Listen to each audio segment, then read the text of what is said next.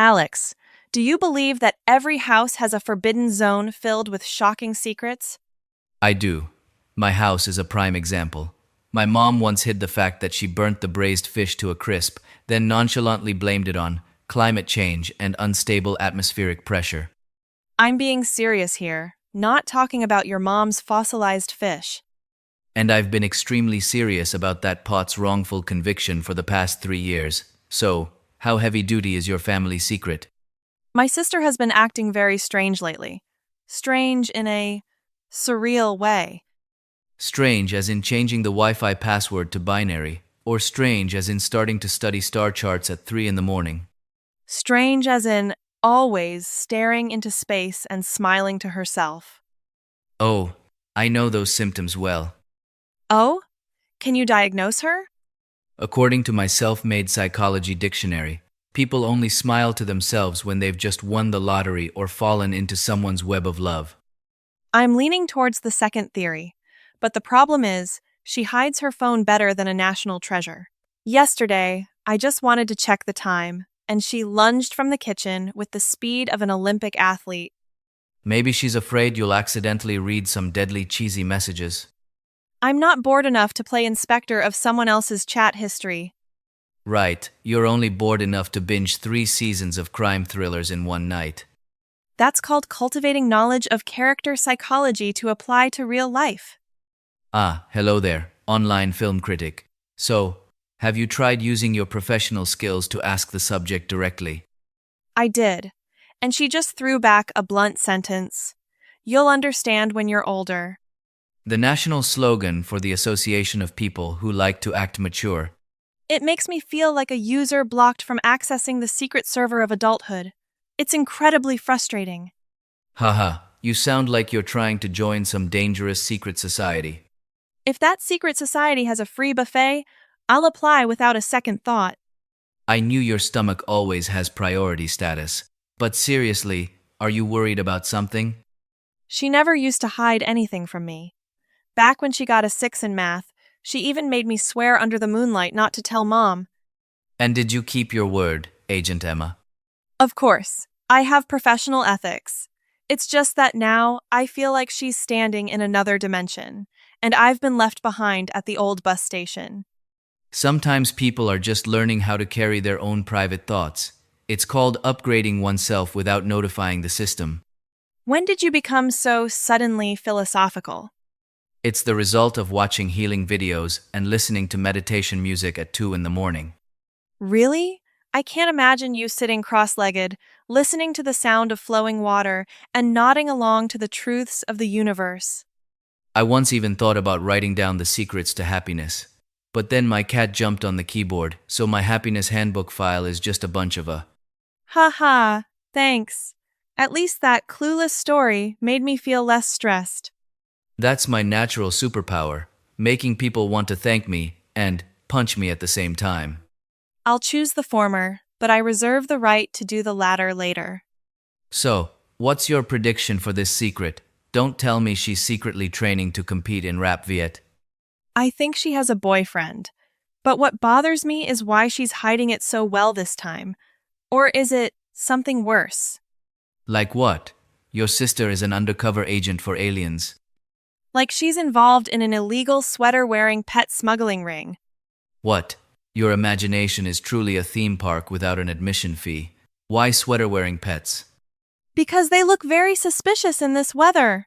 See, because she's so secretive, my brain is starting to script its own action movies. Come on, famous detective. You don't need to decode everything immediately. I know. It's just the feeling of no longer being the most important person on her priority list. It's a bit disheartening. Congratulations, Emma. You just made a statement with very high emotional damage. You're afraid of being left behind, aren't you? Did you sneak a look at my diary? How did you hit the nail on the head? I don't need a diary. Your face is displaying, feeling lonely in giant letters. Look, everything changes. Just like that duck blanket you had as a kid. Don't bring that legendary blanket into this.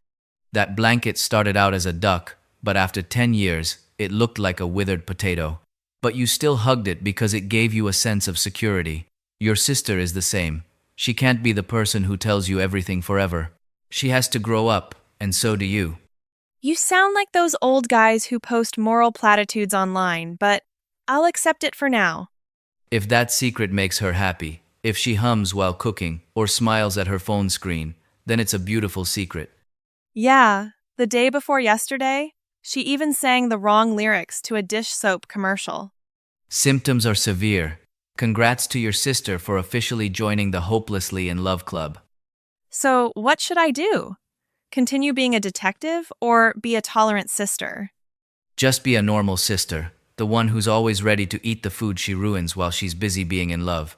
That's the greatest support. Sounds like it requires less brain power than investigating a sweater-wearing pet ring. Definitely. And hey, if one day you have a secret, will you tell her right away? Me? I guess I'd need time to enjoy it by myself first. See, the secret hunter now admits she'll have secrets too. Fine, you win. I'll withdraw the Special Forces unit from my head. Wise decision. I'm charging a tiramisu for this psychological consultation fee. Deal! But if I later discover she really is smuggling sweater-wearing pets, you have to help me rescue them. Agreed. In that case, I'll be the first to call the police to report both you and your sister. Alex, I was thinking, it's been a long time since we've had a total ceasefire conversation like this. You mean without the sniping, the heavy weapons of sarcasm, and without pretending to be busy saving the world? Yeah, it feels strange, almost unnatural. I agree. Without the arguing, the atmosphere here feels like it's lacking oxygen. Do you know what the funniest thing is? We used to be so close that with just a blink, we knew what the other wanted, to eat, or who they wanted to gossip about. And now, looking at each other, I only see two words: broke or deadline. Thanks for that realistic and money-scented association. Don't mention it. It's the sharp observation of a seasoned, mature adult. But honestly, there were times when I thought we had truly disconnected. Like an app that hasn't been updated in a long time and finally gets deleted by the OS. I've felt that too. A friendship with a chat history longer than a scroll that suddenly goes silent for weeks. Maybe that's the price of growing up? Listen to you being all philosophical, little old man. We just finished high school. It's not like we're at a retirement club. But your mind is still stuck in middle school with those mindless jokes. At least back then, we only worried about what flavor of milk tea to get, not forbidden zones or adult secrets like we were just talking about. Speaking of which, do you remember when we were so poor we pooled our money to buy 1 cup of milk tea and asked for 2 straws? I remember. We looked like two ants fighting over a drop of honey. And you were the ant with the massive lung capacity who sucked half my cup in one go. That's called youthful enthusiasm, you understand?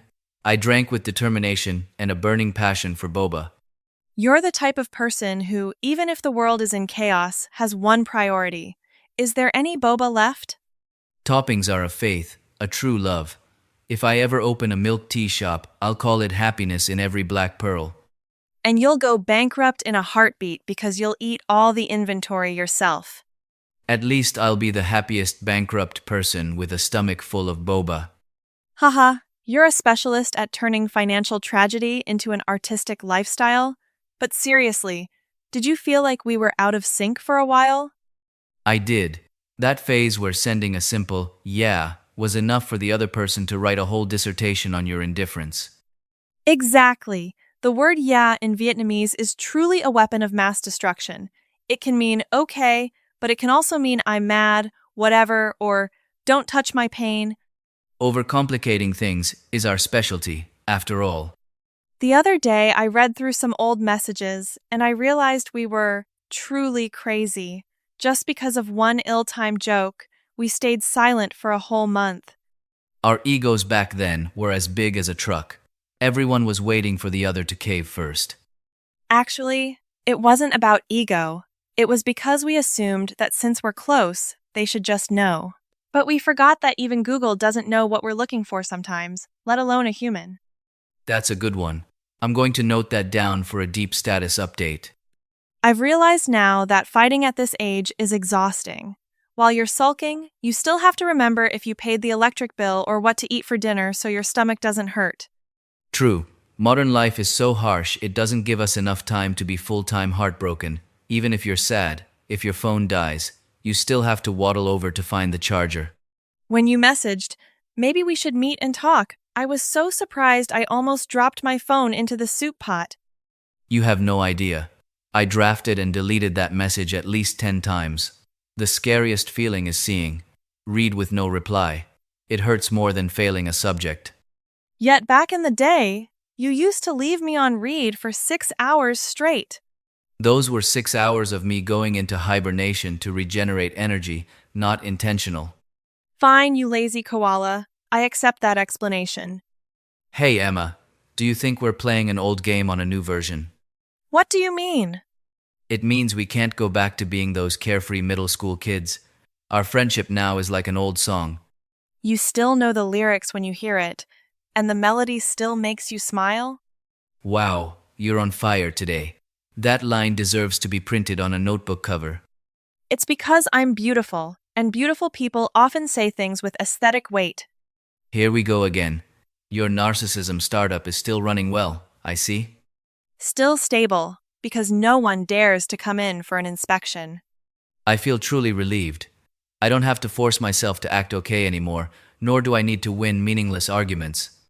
Friendship doesn't need to be perfect. As long as, after everything, we still want to sit down and have a coffee together, that's enough. That was so deep, I suspect you've been secretly reading friendship quotes online. Shh. Don't expose me like that. All right. I think our new chapter will be less dramatic, but it definitely won't lack those classic mindless moments. I have no doubt about that, as long as you're the main source of chaotic energy. Thanks for accepting this energy source. So, truce? Truce. So to commemorate World Peace Day, you're paying for the coffee today, right? I knew it. The friendship has turned a page, but your gold-digging habit is still stuck in the old chapter. This is called preserving traditional identity in a volatile world, my lady. Fine. Consider it the fee for listening to your preaching all afternoon. Deal. Today is a beautiful day to start everything over. Alex, I swear university is like participating in a VR survival game, but the player forgot to read the manual. You're wrong. Survival movies have maps and supply drops. University is a maze where deadlines chase you like debt collectors at your front door. Spot on. Just this morning, I opened my eyes and my phone notified me. 2 hours left to submit essay. My heart started doing breakdance while my soul prepared to ascend to the afterlife. 2 hours? Still enough time to perform a prayer ritual. The problem is I haven't even written the title yet. Ah, then your heart isn't breakdancing anymore. It chose to stop and go on strike. Ha ha, so bitter. Is the coffee bitter, or is your student life bitter? Going to school and meeting a wannabe philosopher speaking on an empty stomach is a form of mental torture. I wasn't being philosophical. I was looking at this Americano to contemplate the similarity between its darkness and our future next week. Staring at the coffee cup like the lead in a heartbroken K-drama. How late did you study that your face looks so worn out? I made a real effort to study until 3 in the morning. Then at 3:05, I accidentally saw a video. How many animal species can a capybara befriend? And so you spent your youth researching the Minister of Foreign Affairs of the Animal Kingdom? Exactly. By the time I regained enough consciousness to turn off my phone, the sun was already stretching to greet the day. The human brain is truly a traitorous entity. Open a textbook for 5 minutes and you're as sleepy as if you'd been drugged. But open TikTok for 5 hours and you're wide awake like an owl. Because textbooks don't have comments like, "Who's watching this in 2026? Attendance check," or heated debates about whether orange juice is a type of fruit soup. Haha, so what's the conclusion? Is orange juice soup? The conclusion is, I failed this morning's quiz because I was too preoccupied with the definition of soup. Makes total sense. Have you noticed? The students in this coffee shop all have a very professional pretending to be hardworking routine. You mean that academic aesthetic look? Exactly. Bright laptop screen, noise canceling headphones, typing away like a hacker infiltrating NASA. But in reality, they're searching for how to eat late at night without getting fat or horror movie reviews that aren't scary. I feel deeply insulted because you just accurately described what I was doing 15 minutes ago. Me too. I once came in here with the goal of destroying 4 chapters of macroeconomics.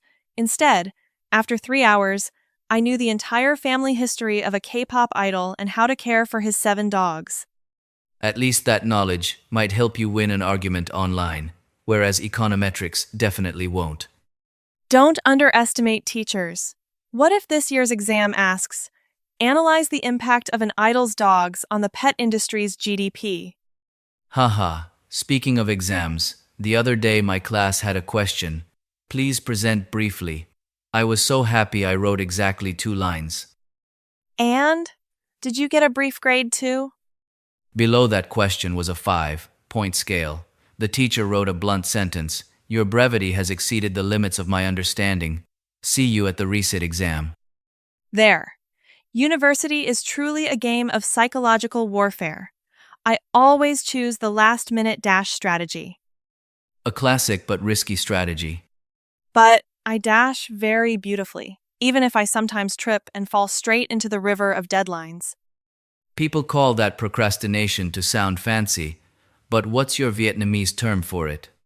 It's let's leave it for tomorrow, but tomorrow here means the day after tomorrow, or sometime in the foggy future, an endless loop. The scariest moment isn't while you're working, it's when you're having a blast hanging out and suddenly remember you have an essay you haven't submitted. Exactly. In that moment, it feels like an electric current running down your spine. Your heart goes cold, and your soul leaves your body for 5 seconds to go find the unsaved Word file. Like eating hot pot and realizing you didn't unplug the clothes iron. University is where we But honestly, do you like learning? I do. I just hate the pressure. The feeling of looking at a formula that looks like ancient code, then suddenly getting it and figuring it out. I feel like a genius for exactly 5 minutes. True, academic dopamine is a strange drug. Too bad it usually disappears as soon as you flip to the next page. I used to think going to university meant becoming elegant adults, latte in one hand, documents in the other. Instead, we're eating cup noodles at 2 a.m. hair a mess, praying the Wi-Fi doesn't drop while we're uploading an assignment. It's a survival-style maturity. Congratulations to us for surviving half the semester without needing mental health emergency services. Amen. Now put the laptop away and let's eat the rest of this cake with full financial responsibility. Deal.